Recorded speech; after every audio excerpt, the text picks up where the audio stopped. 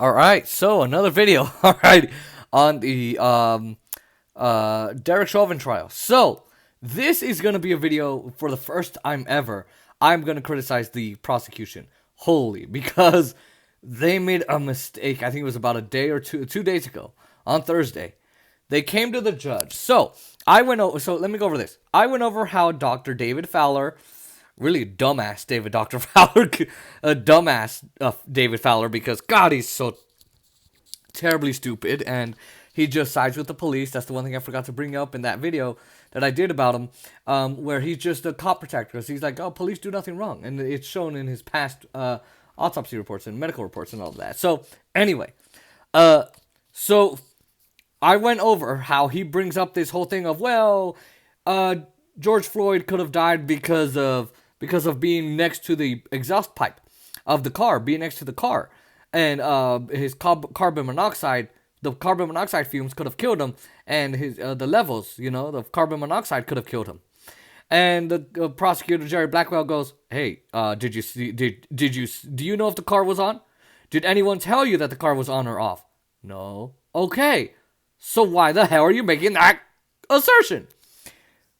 Freaking dumb. Okay, so I had to get something out of the line here, out of my mouth. So this is where they failed.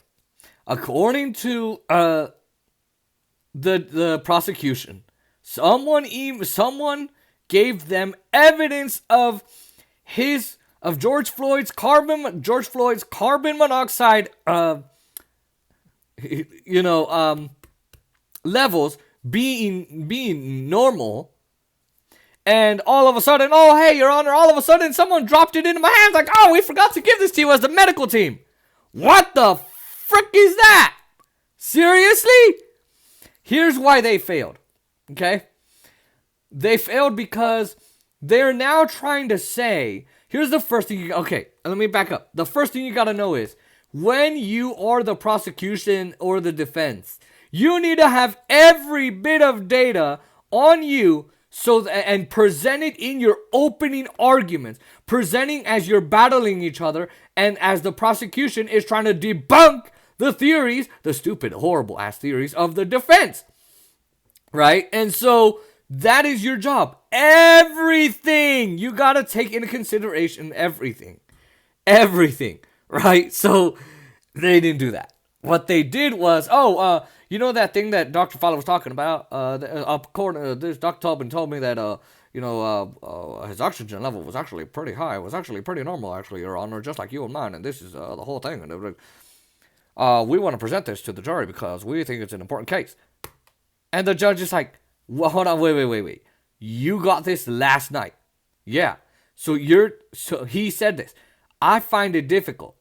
So you're telling me that I'm finding it difficult that you're telling me that the medical center who had this data would fail to produce it until last Wednesday night, after this dude testified. Why would they do that? And you had this information on February 26th, whatever that, in 22nd or 26th, in February, you had that information. So why are you presenting it now? It seems weird, right? Now, judges do this because they don't want to give the prosecution 2 bites at the apple. I think they should, personally. But again, that could be a double-edged sword for a guy who maybe possessed marijuana but didn't do anything wrong, and the prosecution says, oh, well, we think he did something wrong. Okay, then it's really a bad idea, right? But for this, I'm good with it. No. But it's the law is the law. The rules are the rules. The judge is not going to want to give the prosecution a double bite at the apple. And what the prosecution is saying here, and this is the first time I've ever agreed with the defense, the prosecution is saying, like, Your Honor, we don't want a second bite at the apple. No, that's not what we want. No, we wouldn't do that. We're better than that. What we do want is a bite at the apple, a first bite at the apple, at this new theory that they presented, this new thing. So technically, it's not a second bite at the apple. But here's your problem. You had this data. You could have driven the point home. You could have presented it. You could have had your witnesses talk about it. You could have done everything possible to debunk this theory before the defense comes up and makes the argument. But you didn't do it. You failed. You had the data. You failed. And the judge is basically saying, hey, you cannot bring up this carbon monoxide problem that we have now with the normal levels and all that, because this is new evidence, quote, new evidence, quote unquote, right? Because that's just giving you more leverage. That's just, no, we're not going to do that. He said, I will declare this a mistrial, which I think he's a dumb bitch. This judge is a horrible judge. Everyone's like, oh, he's a good tactical judge. Shut the fuck up. He's not. He's not. I'm going to declare it a mistrial. Yeah, because you're white. But I guarantee you, if it had been one of his family relatives, he would have said, yeah, sure, go ahead. Yeah, sure. Right? But that's just my opinion. I'm going to give you the facts here. So you can't have that second bite at the freaking apple. Because here's the thing. The jury heard the day before on Wednesday from Jerry Blackwell, who dismantled the David Fowler, who dismantled that guy, and I showed you that. Hey, you didn't know that the car was on. No. If the car was on or not. No. Did you know it was off? No. Did anyone tell you? No. Did the study you're talking about have any correlation to a guy kneeling on somebody's neck? No. Or stepping on someone? No. Did it go for 9 minutes and 20 seconds or 9 minutes 56 seconds? Whatever it was. I'm not sure on the numbers. No.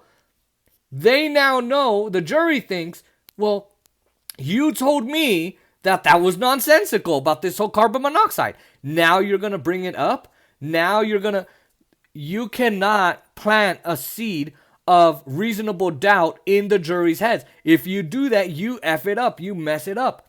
Because as far as they know, they don't know that conversation happened. We know, you and I know, those of you who are paying attention to the trial with me, we know that happened. The national audience knows, the nation, but they don't know that. They only have in their heads the testimony that they heard, right? So that's the biggest thing, right? The jury cannot, right? That's going to hurt the prosecution, right? The prosecution is on top right now. The defense cannot be the ones on top. And it also helps the defense here, because the defense cannot have this theory even more undermined. So the judges, I guess, according to the people who know better than I do, the law people, they're saying, look, the judge knows better. He's trying to give everybody a neutral point of view, like this whole thing. So, now what they do have, I'm going to say this last point, okay? The judge said if he, meaning Dr. Tobin, if he brings up anything to do with carbon monoxide in the normal levels, I will have to declare this a mistrial because he's a terrible racist. But anyway,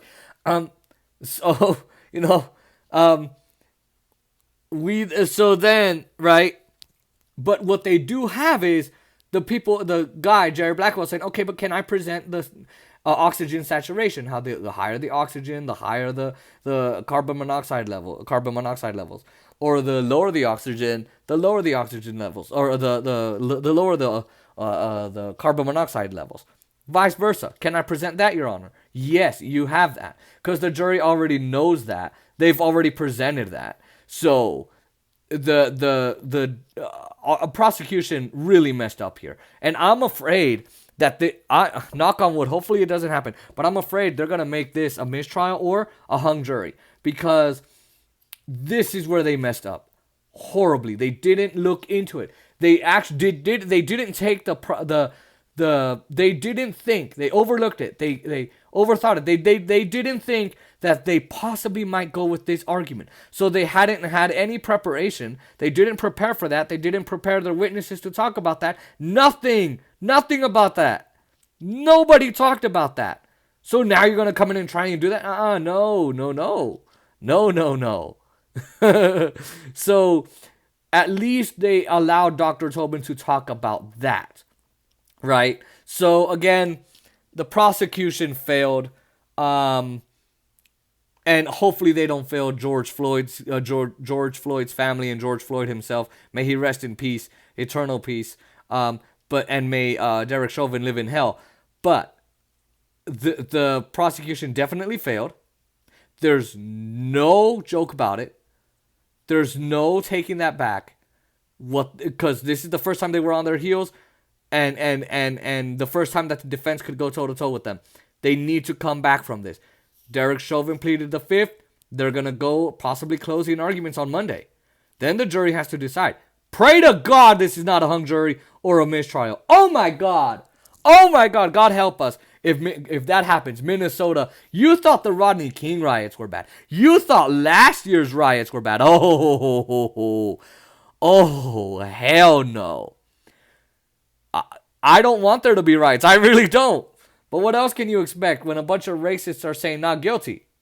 Right? That's how people are going to think of it. And boy, oh boy, God help us. It'll be more content for my YouTube channel, but I'd rather not have the content. I'd rather not be there, not there be a riot, because, woo, not good.